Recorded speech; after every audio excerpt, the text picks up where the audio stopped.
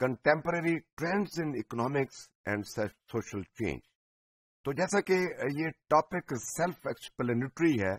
کہ جو بھی معاشی نظام ہے یا معیشت ہے اس کے جو ڈفرینٹ رولز ہیں، ڈفرینٹ پرسپیکٹو ہیں، ان میں جو تبدیلی آ رہی ہے، جو ٹرینڈ ہے ماڈرن کنٹمپریری سوسائٹی میں، اس کا جو چینج کے ساتھ کیا تعلق ہے، اور change in social, cultural and political context. تو اب ہم دیکھتے ہیں کہ جو کنٹمپریری ٹرمز کی ہم بات کریں تو 1980 سے آن ورڈ اگر ہم دیکھیں تو بڑی ویسٹ میں جو ڈرامیٹک ویزیبل اکنامک ٹرینڈ جو ہے وہ چینج ہوا ہے، اور اس کے نتیجے میں جو ہیوج کارپوریشن جو ہے وہ مارز وجود میں آئی ہیں، جنہوں نے اپنی corporate joint, corporate culture, corporate empire وہاں پہ جو ہیں وہ پیدا کر لی ہیں. اور دوسرے لفظوں میں یوں کہہ لیں کہ جس کو آپ بخوبی جانتے ہوں گے کہ ملٹائی نیشنل کارپوریشنز، جن کو MNCs کہا جاتا ہے، ان کا پھر تشکیل پانا اور ان کا ڈومینیٹ کرنا، یہ 1980s آن ورڈ سارا پروسیس ہے. اس میں ہم بعد میں بات کریں گے کہ ملٹائی نیشنل کارپوریشنز کا گلوبلائزیشن کے ساتھ اور WTO کے ساتھ کیا تعلق ہے. ابھی ہم اس کو تھوڑا سا ہسٹوریکل بیک گراؤنڈ میں دیکھتے ہیں کہ یہ جو ٹرینڈ ہے جو اکنامکس کا، یہ بنیادی طور پہ کہاں سے شروع ہوا. ابھی ہم پری ہسٹورک ایج میں نہیں جاتے، ہم انڈسٹریلائزیشن کی بات کرتے ہیں کہ جب 1750 سے آن ورڈ انڈسٹریلائزیشن ہوئی، اکنامک جو موڈ ہے یا موڈ آف پروڈکشن وہاں پہ اس میں تبدیلی آئی، تو اس نے کیا کیا کہ سوسائٹی کو ایگریکلچر سوسائٹی سے نکال کے انڈسٹریل سوسائٹی جو ہے اس میں بدل دیا، جس کے نتیجے میں وہاں پہ لارج سکیل پہ جو اکنامک ٹرانزیکشنز ہوئیں، اکنامک گروتھ بڑھی،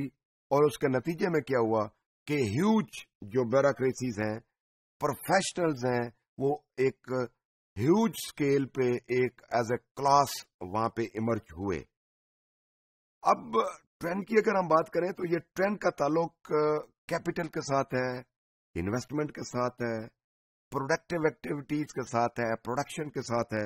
اور پھر امپلائمنٹ کے ساتھ ہے. اور یہ ساری چیزیں جو ہیں یہ کنٹرول ہوتی ہیں، ڈائریکٹ ہوتی ہیں،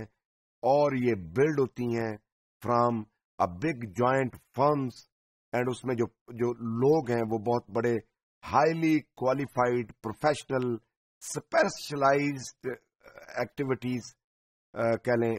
میں انوالو ہوتے ہیں. جو اس کے ساتھ اگر ہم دیکھیں کہ جو یہ جیگنٹک کارپوریٹ امپائرز نے کیا، اگر ہم امریکن کی مثال لے لیں تو جیگنٹک کا مطلب ہوتا ہے ایٹ اے کولوسل لیول، ایک بہت بڑے آفاقی پیمانے پہ ہونے والی تبدیلی کو ہم جیگنٹک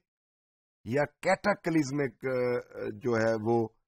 ٹرانسفارمیشن کی بات کرتے ہیں.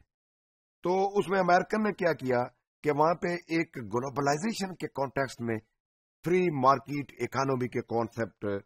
جو ہے اس نے جنم لیا. لیکن ہم دیکھتے ہیں کہ وہ اس نے کیا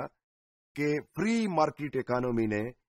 ایک سرٹن کیپٹلسٹک مائنڈ سیٹ کو پروموٹ کیا، جس کے نتیجے میں ایک خاص قسم کی جو پاپولیشن ہے اس نے پرپز کو سرو کیا، جس کے نتیجے میں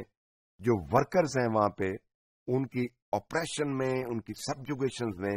ہم آج بھی انیکوالٹی کی فارم میں زیادہ ڈفرنس جو ہے وہ ہمیں نظر آتا ہے. لارج فرمز اور ان کے اونر انہوں نے کیا کہ امریکن اگر اکانومی کی اگر ہم بات کریں تو اس میں اونرشپ جو تھی کیپٹل کی وہ ایک چند لوگوں کے ہاتھوں میں چلی گئی. مثال کے طور پہ فرسٹلی اگر ہم دیکھیں تو the accumulated power in ownership of corporate stocks, securities,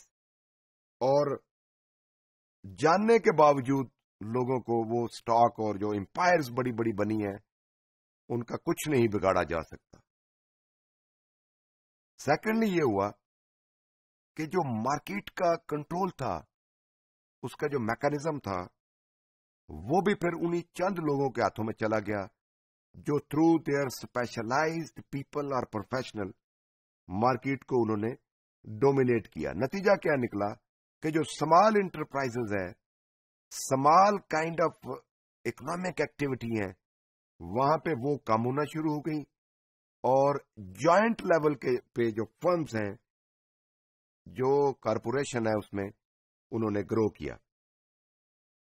ابھی ہم بات کرتے ہیں 1980 سے، یہ جو جس کو یوں کہہ لیں کہ یہ 40 ایئرس کا جو ایرا ہے، دیٹ از امپورٹنٹ. انہوں نے جب انٹرپرونریل شپ کو پروموٹ کیا اور اکنامک انٹرپرینورشپ اور انٹرپرائزز کا وہاں پہ دورہ ہوا، تو اس نے کیا کیا کہ جو کلچرل، جو سوشل تھیم ہے، ان کو بھی اس نے چینج کر دیا. اب ہم بات کرتے ہیں گلوبلائزیشن کی. تو گلوبلائزیشن کے حوالے سے کیا ہوا کہ WTO as an engine, as a main driver, as an inspiration, انہوں نے پروموٹ کیا ان جوائنٹ کو، اور خاص طور پہ جو ڈیولپنگ ورلڈز ہیں، ان کے جو ریسورسز ہیں، وہ کیپٹل کی فارم میں ہوں، وہ اسکل کی فارم میں ہوں، اور وہ ہیومن کی فارم میں ہو. وہاں پہ برین ڈرین ہوتا چلا گیا، اور کنسنٹریشن آف ویلتھ، کیپٹل اور ہیومن کیپٹل وہ ویسٹ میں اکٹھا ہو گیا.